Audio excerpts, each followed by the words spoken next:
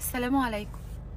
كلامي موجه تاني النهاردة لتاج راسي وعزيز مصر الرئيس عبد الفتاح السيسي.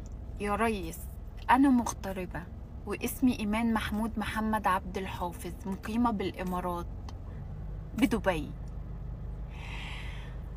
بقول لحضرتك اعمل رقم حساب للتبرعات للجيش المصري. أنا أول واحدة في شعبي من المغتربين هتبرع للجيش المصري، بس أنا عايزة حساب فقط يكون مختص للجيش المصري.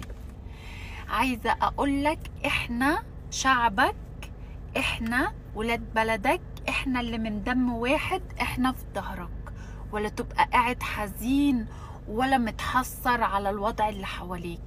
إحنا في ظهرك أقسم بالله العظيم.